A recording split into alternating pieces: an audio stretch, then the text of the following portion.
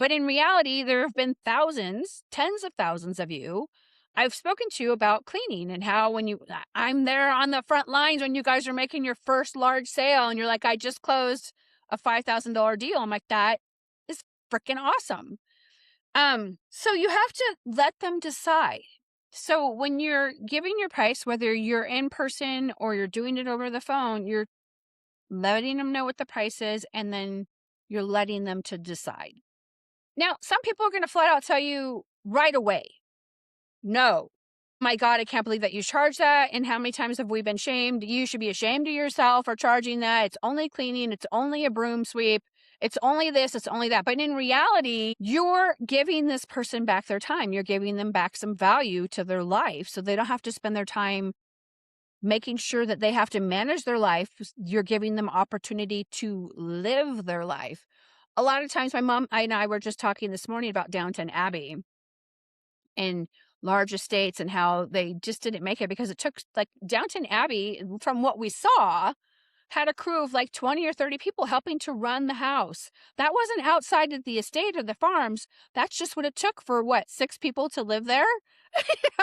So they employed a lot of the people in the area, but it took a lot of people to run a really large household. The same deal applies when we live in smaller houses. You have to choose, and we won't even get into the societal factors of how we're groomed and conditioned to be super women and do all these crazy things. That's a podcast for another day.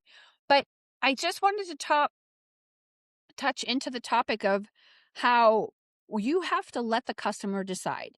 And when you let the customer decide, they'll either jump on it or they won't. And if they won't, don't take it personal. Just say, okay, well, if it changes, please let me know and I'm happy to get you on the schedule. Because when that vendor said, well, let them decide, I was just taken aback. I was like, there's no way someone is going to spend $750 on a bra. I could see 55, maybe a buck 50, but not $750. And she's like, well, let's do a test. So she actually promised me double gratis.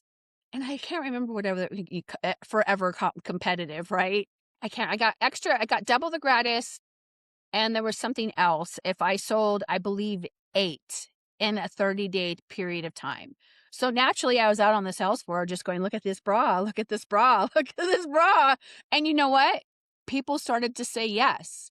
And the more I worked with the line, the more I became familiar with all of the etched detailing, all of the pretty lace, the extra support on the straps, how the eye hooks were made differently than the other high hooks in different bras, how it like shaped your body. I mean, I learned all of these things just because I happened to have this vendor go, let them decide so that I could sell more bras. So I got double gratis and I think I got some sort of prize. And then she brought me in a small statue.